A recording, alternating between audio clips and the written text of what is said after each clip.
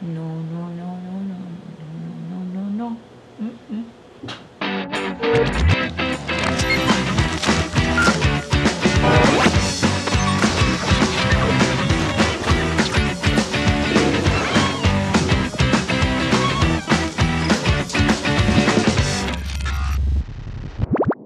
Pois muito bem, Petit Comitê começando, cheia de atrasos. Estávamos aqui discutindo, eu e Thiago, se devemos falar de assuntos que estão tão atrasados que tanto faz, né? Semana passada teve aquela história lá da Pepsi que o povo pediu para falar da confusão que deu na campanha. Eu acho legal porque eu gosto de falar de publicidade, né? A Kendall Jenner imitando os protestos do Black Lives Matter e tudo mais na campanha, obviamente que deu merda. É impressionante, porque aí dá vontade de falar assim, ah não, culpa da agência, a questão é que não tem agência. Nesse caso a Pepsi cuida da própria publicidade, eles têm uma house, né, que a gente chama que é uma agência dentro da própria empresa. Não é uma agência externa. Então não tem nem desculpa. É uma loucura, né? Parece que as pessoas são meio cegas, que elas meio surdas, assim, olham os movimentos desse de rua e ficam achando que dá pra você usar. Isso sim chama-se apropriar-se de movimentos de rua pra vender refrigerante, como se o refrigerante fosse resolver todas as questões das pessoas. Tipo, não, gente, agora não é hora de fazer isso. Sabe o que foi pior, ô Thiago Gás? Que a gente fala dessas coisas, falou da campanha, falou da publicidade, do cuidado que tem que tomar quando faz essas coisas, e aí o fã-clube quase mata a gente. É uma loucura completa, o fã-clube completamente insensível, quer dizer, amigos, eu não gosto nem de chamar de talifã, mas assim, o fã-clube completamente insensível. Não sabe o que está acontecendo no mundo, não sabe de onde imitaram aquelas imagens. Inclusive, como se a gente jamais falou que a culpa era da coitada da Kendall Jenner. A culpa é de todo mundo, inclusive dela, que leu o roteiro e achou que ia ser uma boa ideia fazer a propaganda, né? Porque tá pagando, vamos fazer. Teve empresário, teve agência, teve um monte de gente que leu esse roteiro e achou que ia dar certo. E aí é impressionante, tipo, eu fico preocupada assim com o nível de futilidade que acha que quando você comenta uma campanha insensível desse jeito, as pessoas estão só com inveja da menina que é bonita e rica. Quer dizer, que nível de futilidade que as pessoas chegaram. Aí a gente fica falando o tempo todo aqui que essas campanhas... Tinha muita gente discutindo que há anos que não se fala da Pepsi, olha como que sucesso, todo mundo falando da Pepsi, todo mundo falando mal do filme, todo mundo falando mal da Pepsi, gente. Buzz, a gente sempre repete que buzz falatório não vende produto, não constrói a imagem. Só que tem uma loucura agora, o número de menções de uma marca é mais importante do que a imagem institucional que ela constrói quando ela faz uma campanha. Tamo indo bem. Teve o negócio do... lá, como é que a gente chama? Zé Maier. Zé Maier já é um problema que eu tenho de vida já, porque nunca entendi por que o povo achava ele galã, mas tudo bem. Ele pediu desculpas. Outro dia, você sabe que outro dia eu peguei um carro e o motorista perguntando se eu não achava que ela não estava fazendo isso para aparecer. Continuamos com essa história de que uma mulher, quando sofre abuso ou assédio, é sempre culpa dela que tá mentindo, que tá querendo se aparecer-se. O cara não só fez isso, como fez isso na frente de um monte de gente, equipe na frente, pegou na menina. Vamos de novo, o que é que acha um cara, que direito ele acha que ele tem de tocar numa outra pessoa sem autorização? Daí pediu desculpa, daí a TV se meteu, daí, olha, uma loucura. Aí teve essa semana o negócio do menino abusando a outra moça lá no Big Brother, que eu não assisti, mas também virou uma loucura no Twitter. E aí todo mundo perguntando, escuta, mas a emissora faz campanha anti-assédio, anti-abuso, com as atrizes tudo lá de camiseta, só que no BBB os caras deixam no ar pra todo mundo ficar assistindo. Uma loucura. Ainda bem que eu não assisto essas coisas, porque né, ninguém merece. Meu pai falava que isso é a exploração da miséria humana. E aí, só voltando no negócio do Zé Maier, aí veio ator pra defender, pra dizer que veja bem, não é bem isso, passando aquele pano. Não é assim que a gente vai educar as pessoas. E acho que... Mas esse cara foi expulso do BBB, né? Foi. O cara do BBB foi expulso, Zé Maier foi suspenso. Mas eu acho que quando você começa a defender como categoria, veja bem, o cara tava no personagem, ou o cara é uma boa pessoa, que coisa horrorosa fazer isso, esse linchamento, parará, parará. Tem uma coisa que é muito importante, assim, que eu acho que as pessoas não discutem muito, mas é que é o hábito do assédio em algumas profissões, assim, tipo, na classe artística isso tem muito, no mercado de moda isso tem muito. Então, assim, é como se tivesse uma tolerância um pouco mais elástica para esse tipo de comportamento, porque às vezes se disfarça de boas oportunidades para você subir na vida, ou se disfarça de uma coisa, o abuso, o assédio ou o abuso ligados à expressão corporal, aquela coisa de que o corpo do ator não pertence ao ator e sim à arte. E aí tem muito esperto, famoso, ó, assim, ó, se aproveita dos meninos e das meninas e dos meninos, porque não é só uma coisa feminina isso não. Tem muito menino que sofre assédio, então a gente precisa tentar entender. Para mudar isso, tem que mudar um comportamento inteiro e entender que muitas vezes o que é ensinado como a liberdade do corpo e a expressão artística está disfarçando outras coisas que é histórica da categoria. Na profissão de modelo, muito aquele negócio assim, vai te arrumar uns jobs mais legais, você vai conhecer mais gente, ou faz essa foto assim, porque isso vai ser legal pra você fazer outras coisas. Sim ou não, Thiago Gás? Estou mentindo ou não? Os caras inventam muito, nada, mentira. Eles fazem muito isso, A gente tava falando disso outro dia dos meninos. Fazem isso com o menino direto. Também, muito. Faz umas fotos aí peladinho, que vai ficar amigo do fotógrafo, ou vai ficar famoso. Gente, tem demais. Ó, isso com os meninos e com as meninas. Suponhamos que eu tivesse uma filha que quisesse participar de qualquer um desses mercados, eu ia ficar bastante preocupada. E aí, obviamente, me pediram também para falar do negócio da Juliana Paz, que estava falando do feminismo. Até deixei uma aba aqui aberta, que ela acha errado esse desejo de igualdade com homens a todo custo. E aí, obviamente, que as mulheres saíram socando, que também tem esse costume muito lindo do feminismo socando outra mulher, porque ela não entendeu direito do que se trata o próprio feminismo. E ao invés das pessoas explicarem delicadamente, que é assim que a gente faz, a gente melhora o mundo explicando as coisas, não, aí só, porque é um idiota, porque não sei o quê, sabe? A pessoa só tá um pouco confusa. O feminismo não é sobre você querer diminuir os homens, são direitos iguais, obrigações iguais, enfim. E ela fez umas piadas sobre queimar sutiã, foi ok. A Juliana é uma pessoa sensacional, gente, certeza que não falou nada disso por mal, mas as pessoas gostam de cair matando, né? E aí depois fala que tem que defender os direitos femininos, mas vamos socar uma mulher aí no caminho até ela aprender melhor, né? Então, daí tem lista do faxim. Eu já não aguento mais nem ver os vídeos das delações. Veja, eles liberaram ontem e eu já tô tipo zonza. Já não aguento nem mais assistir o negócio de tanta coisa que tem. Primeiro que assim, agora que vão começar as investigações mesmo, diz que não é só delação não, diz que tem muita coisa documentada de tudo isso que foi falado. Aí a gente vai ver o que vai virar processo, o que não vai virar processo. Mas o que mais me assusta dos vídeos todos, pra eles é uma cultura absolutamente natural, assim, pagar os caras, dar um dinheirinho ali, um dinheirinho aqui. É uma loucura, né? E ontem eu ainda tava vendo, não sei quem que falou isso na TV, que a gente tá vendo um setor apenas. Isso tá em todos os setores. Você imagina, você começa a cavucar todos os setores que prestam serviços e de coisas que o governo faz. Não vai sobrar nada, gente. E aí agora o que é pior que a gente precisa ficar de olho é que os caras vão começar, já começou a sair matéria, né, diz que rola um acordão assim, de diminuir a pena ou descriminalizar o caixa 2, não ter pena, ter só uns castigos eleitorais assim, que é um absurdo. Ao contrário, o caixa 2 ele envolve não só lavagem de dinheiro, evasão de impostos, mas também tem corrupção, tem um monte de coisa metida nisso, assim. Então, os caras estão querendo fazer de conta que não, veja bem, a gente só pegou um dinheirinho ali disfarçado, nem precisa ter tanta pena. Tem o negócio do abuso de autoridade que eles vão tentar votar. Eles já estão começando a falar numa constituinte como é que essa cambada que lá está vigente, todo mundo metido no lamaçal, vai ter autoridade para votar uma constituinte correndo para mudar a coisa. Reforma política, como? Não pode. Acho que para tudo. Agora, só quando substituir todo mundo, na próxima eleição, talvez a gente tenha um mínimo de gente com legitimidade, ou pelo menos começa do zero, né, de deputados, enfim, tentar votar coisas novas. Sei lá, eu tô em dúvida, eu não sei direito.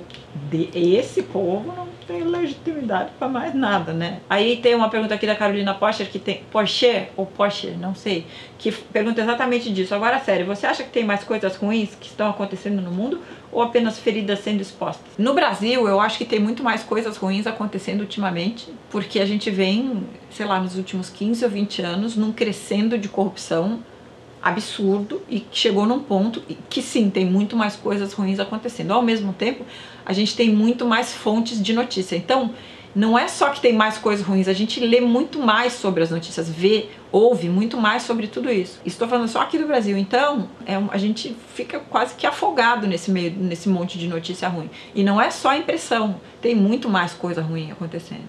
No mundo inteiro eu não sei se tem muito mais coisa ruim acontecendo, eu acho que é uma impressão, eu acho que segue o jogo, apesar de que tem muita coisa ruim acontecendo, eu acho que a gente tem um pouco de impressão.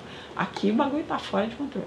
Roberto Oliveira me pergunta a coisa, se a política no Brasil ainda pode ser salva ou já perdemos as esperanças. Não tem que perder, não é esperança, gente. Política, a gente não lida com esperança, a gente tem que lidar com ela pragmaticamente. Ou seja, não é que tem jeito, a gente tem que dar um jeito, e a responsabilidade é nossa. Então, agora a gente está numa fase de caos, talvez piore ainda, e o fato de o Brasil ter se transformado num caos, porque tem tanta gente roubando que precisa botar metade dos políticos do país na cadeia pra gente começar a organizar, não pode dar preguiça nas pessoas, que é diferente. Não é perder a esperança, é perder o ânimo. A gente não pode perder o ânimo. Tem que continuar fazendo as coisas acontecer, porque senão vamos ser atropelados por essa camada. Você vê, eles já estão lá tudo de rame-rame de novo, querendo combinar coisa para parar as investigações e dar um jeitinho e tudo mais. Tem um monte de gente, Ana Carolina e a Roberta de novo, perguntam se eu acreditei na explicação do Trump para bombardear a Síria. Eu acho que ele tem algo mais por trás. Será que eu falo minha teoria da conspiração? Eu tenho uma teoria da conspiração. Eu acho que essa história do Trump resolver ficar presidencial é tudo história para tumultuar a investigação dele com a Rússia. Tô falando eu aqui que não entendo nada do assunto, não sou jornalista, não sou especialista em Oriente Médio, muito menos em política internacional. Mas pra mim tá bem na cara que esse cara tá tentando dar o truque. Tipo, olha só, a gente ataca os aliados da Rússia porque a gente não tem nada a ver com eles. Ó, tem bombardeio... Mas avisou todo mundo que ia bombardear. Não, fora que assim, tem ataque químico direto na Síria. Aí esse aqui, nego ficou nervoso. Esse aqui, nego ficou nervoso. E além do que tem essa coisa, que saiu em todos os veículos, fato, não, isso não é conspiração.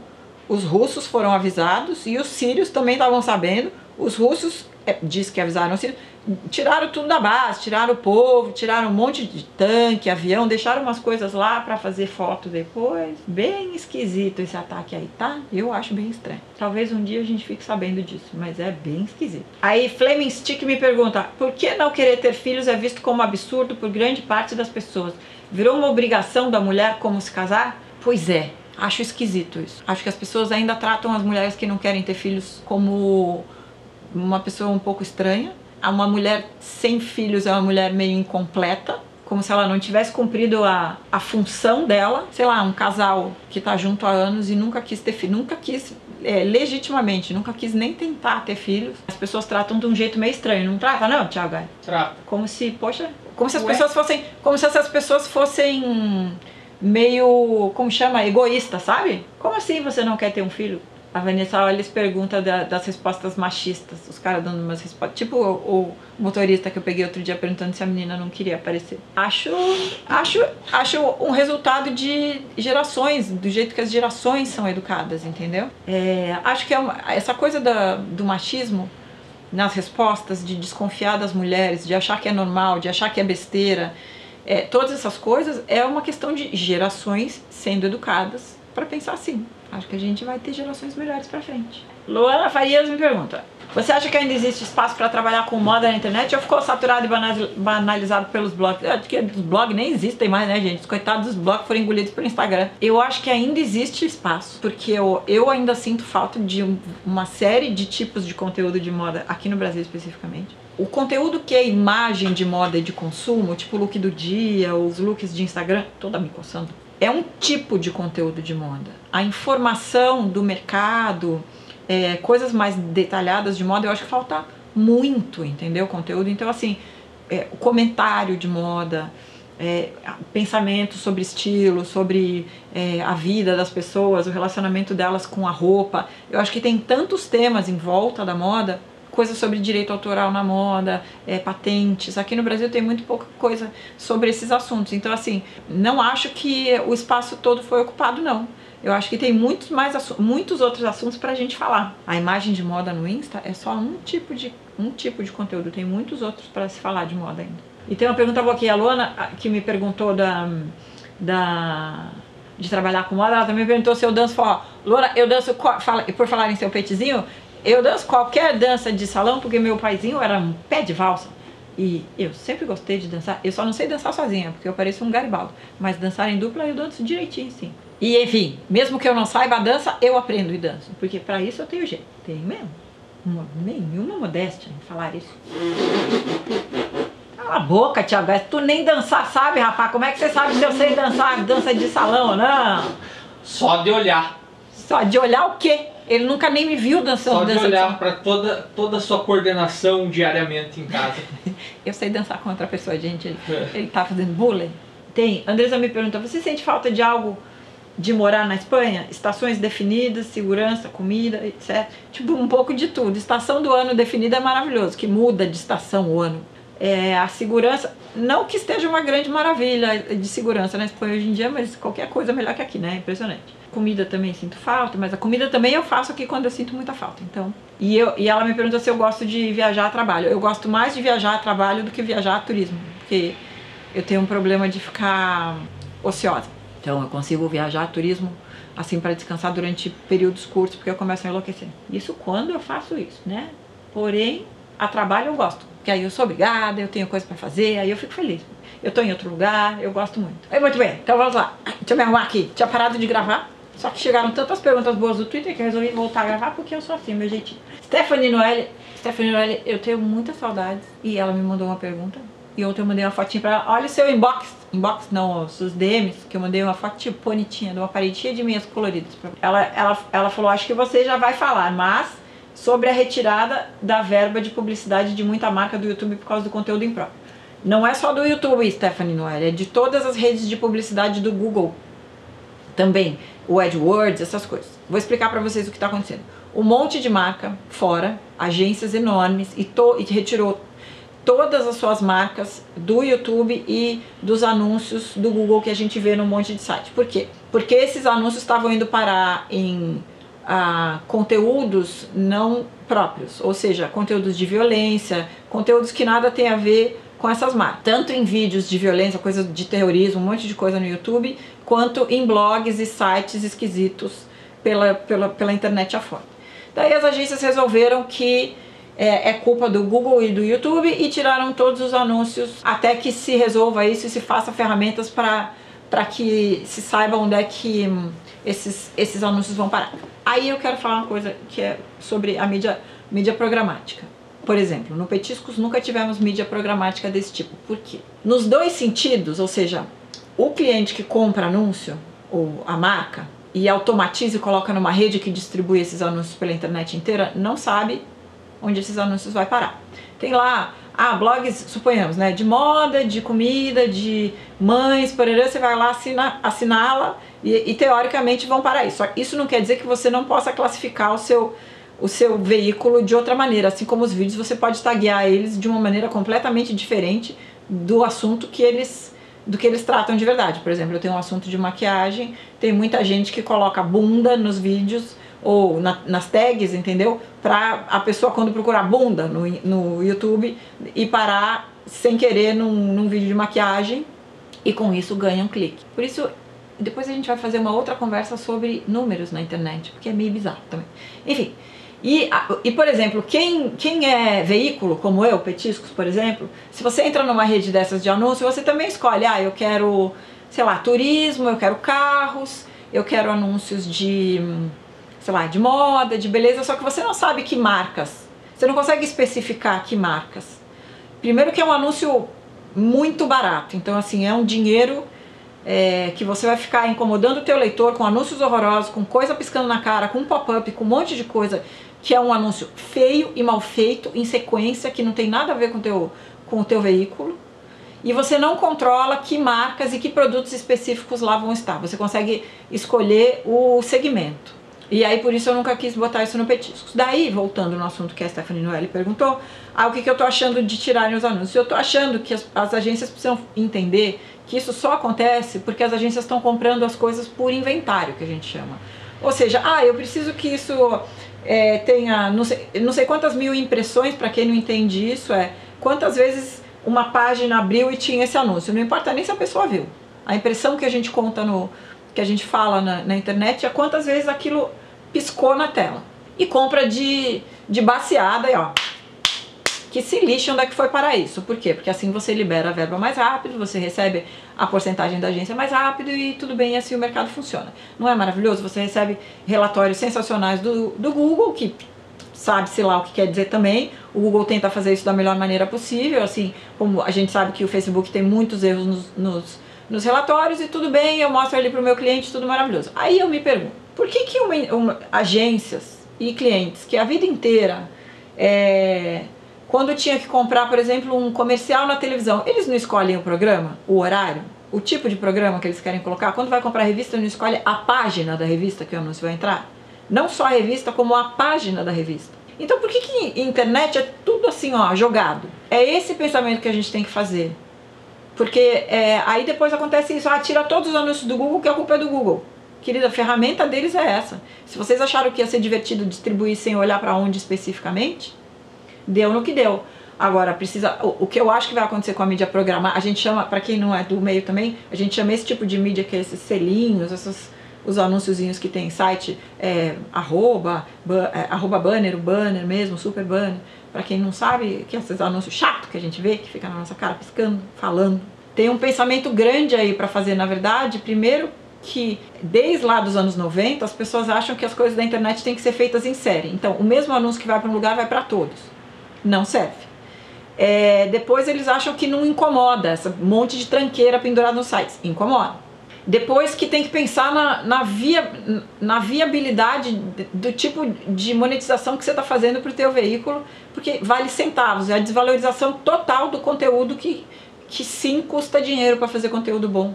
Em qualquer lugar, numa revista, na televisão, na internet, custa dinheiro fazer isso. Então assim, você vai vender o teu espaço por centavos, que é isso que muitos veículos fazem. Aí por isso que você vê 1 bilhão de anúncios nos sites, um monte de coisa pendurada em vídeo no YouTube, porque só você colocando quantidade que você vai conseguir fazer. E quando eu falo dinheiro, assim, ó, é um micro dinheirinho, porque também não dá mais a quantidade de dinheiro que dava antigamente. E de outro ponto de vista, as agências vão ter que entender que elas vão ter que escolher a veiculação, ou seja, veículo a veículo, lugar por lugar. Aonde vão esses anúncios que a gente está colocando na internet? Quais são os sites? Quais são os blogs? Especificamente, quais youtubers vão exibir estes vídeos? Do que se trata? Você assistiu os vídeos dos caras até o fim? Desses youtubers ou dos canais que vocês colocaram no YouTube? Então assim, se as agências não tiverem esse trabalho, é melhor mesmo deixar os anunciantes fora da internet, porque tá dando errado. Stephanie Noelle, eu passo muito nervoso com esse negócio. Você sabe, ela me conhece, ela sabe que eu passo nervoso com isso há anos. Então, se tivessem prestando atenção onde os anúncios estavam indo parar, não tinham tido esse problema. Pronto, vai. Marcelo, falando bem especificamente do mercado digital também, tem uma pergunta boa aqui, que é Marcelo Deus fala um pouco sobre o petisco. Sinto que os posts não são feitos para ser achados no Google, por exemplo. O foco é o usuário que já acompanha. Como decidiu ter essa abordagem? E o que mais vocês fazem para serem originais? Eu acho foda demais essas decisões. Marcelo, é assim, ó. Para quem não entende também de internet, existem maneiras e maneiras de você escrever o texto, montar um texto num site ou num blog, que o Google prefere a maneira de ler. Só que essa não é a única maneira que você faz para a busca do Google gostar de você e te exibir bem. Qual é o foco do Petiscos? O foco do Petiscos é a experiência do usuário, ou seja, eu quero escrever um texto que seja legal. Eu não quero escrever um texto que tenha primeiro um resumo no começo para que o robô do Google consiga ler tudo direitinho, e depois você coloca palavras-chave espalhadas em lugares específicos, e aí você usa coisas bold no texto para o robô ler melhor. Eu não estou escrevendo para um robô, eu estou escrevendo para pessoas.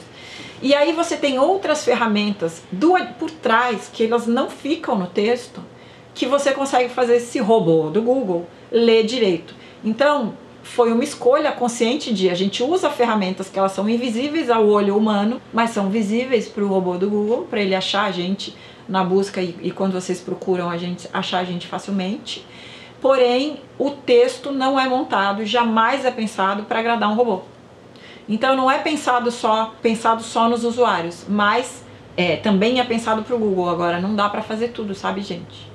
E principalmente pelo seguinte, depois da mudança toda de algoritmos, inclusive a mudança de algoritmos da busca do Google, o que acontece é o seguinte, pouquíssima gente, existe uma grande um grande drama acontecendo nas ferramentas de busca, que é o seguinte, as pessoas, caiu muito o movimento das pessoas procurando coisas através do Google, entendeu? As pessoas ficam o tempo todo em redes sociais e buscam as coisas lá dentro. Então a gente prepara tudo para muitos temas, para muitos, como eu posso falar, para muitas fontes diferentes de audiência. E aí eu sempre prefiro a experiência da leitura. E a nossa escolha é sobre isso. Então assim, eu não gosto aqueles típicos sites que você olha, quem trabalha com internet sabe disso. E eu acho que quem não trabalha também percebe que são textos chatos, que você vê que já está tudo, parece um resuminho assim, no começo do texto, o texto já está resumido e depois entra o texto completo para o robô ler melhor. Eu acho muito chato, não é essa a nossa forma de trabalhar, assim como não é a nossa forma de trabalhar, botar conteúdo extra ou exclusivo dentro do Facebook, porque a gente sabe que o Facebook gosta. Se a gente fizer isso, ele vai engolir a gente e a gente vai deixar de ser um veículo. Então a gente tenta lutar de outras maneiras para que a audiência nos encontre e a gente tenta focar não numa enorme quantidade, que na verdade é o que a maioria dos portais faz, ou seja, não focar porque justamente por não viver de mídia programática, que é o que a gente estava falando, que eu estava falando na pergunta anterior, por eu não viver de mídia programática, o que me interessa não é a quantidade de impressões da página. O que me interessa é o engajamento, são as pessoas prestando atenção, lendo esse texto. Então assim, a gente trabalha com segmentação e não com quantidade de gente estranha entrando no Petiscos, ou falando de assuntos, ou trabalhando o site de maneira sensacionalista para trazer gente simplesmente para ter tráfego. Não me interessa e nem acho que isso funciona mais na internet, inclusive porque a mídia programática vai acabar. Essa maneira de trabalhar a programática e ganhar dinheiro com ela da maneira que ela é hoje, então os sites que se constroem em volta disso, ou seja, só de impressão e de clique bobo em qualquer coisa, isso finalmente eu acho que está chegando ao fim, porque os próprios clientes começaram a reclamar. Franco SG me perguntou o que eu achei daquelas cenas em cartoon do The Get Down que parecem ter sido feitas pelo cara do Charges.com. Então, Franco SG, eu não gostei do The Get Down, porque eu tenho preconceito com o Baz Luhrmann. Eu acho muito cafona, muito ruim o que ele faz, muito ruim o que ele faz. Me perturba muito. Eu tentei assistir The Get Down porque o assunto me interessa e tinha tudo pra ser uma graça de série, mas eu acho muito ruim, não é um pouco. Chega a ser desrespeitoso, assim, a primeira temporada, agora já tem a segunda, né? Pelo amor de Deus, gente, não dá, não sei. Não sei lidar com as coisas dirigidas pelo Baz Luhrmann, produzidas por ele, eu acho muito ruim mesmo. Mas pode ser preconceito. Como diz Mário Mendes, é preconceito com o Baz Luhrmann que a gente tem. Ele me pergunta também se as semanas de moda estão menos populares que uns 5 anos atrás. Estão sim, eu acho que tá perdeu bastante audiência, as pessoas não têm mais interesse. Eu acho que ficou hiperexposto e perdeu a mágica. Eu já falei algumas vezes aqui, eu acho que a moda tem uma coisa ligada à mágica e ao mistério e a um charme, uma coisa que quando você começa a ver demais cansa. Tudo que a gente vê demais a gente cansa, na verdade, né? Roberto Oliveira me pergunta que serviços de streaming eu uso. Eu uso Amazon e eu uso Netflix. Mas aí eu uso canais específicos, por exemplo, eu uso o Fox, não sei se é Go ou Premium, eu não sei como chama. Eu assisto as coisas da Fox pelo aplicativo, não assisto pelo canal. Porque eu assisto assim, eu prefiro para assistir quando dá. Um monte de coisa da Globosat eu também assisto pelo aplicativo deles, on demand. Então assim, eu acabo usando muitos aplicativos de vários canais para assistir conteúdo on demand hoje em dia. Eu assisto pouca coisa na TV mesmo, nos horários da televisão. Anne Rios me pergunta, perguntas fundamentais. Chá quente no calor ou chá gelado no inverno? Não, vamos organizar. Chá gelado no verão e chá quentinho no inverno, gente. Não bagunça, não vem com essas modernidades pra lá. A Vanessa Olles pediu para eu falar dos 10 anos do Petiscos. Eu vou fazer um vídeo especial dos 10 anos do Petiscos, ainda estou pensando nesse formato. Como a gente faz aniversário mais no fim do mês, tipo, já, eu preciso organizar, porque eu ainda não sei que forma eu vou fazer isso. Porque eu já tenho falado bastante do site sozinho em entrevistas e talvez eu queira juntar algumas pessoas emblemáticas do Petiscos pra gente fazer um petit comitê mais especial. Assim, deixa eu pensar. Mas tinha alguém perguntando assim, como é que eu continuo animada para fazer coisas depois de 10 anos, né? Petiscos tem 10 anos o site. Eu preciso mudar de assunto, na verdade. A gente muda o site, a gente muda os assuntos que a gente quer conversar, a gente faz coisas novas, tipo o Petit Comitê, por exemplo, que não tinha até pouquíssimo tempo atrás.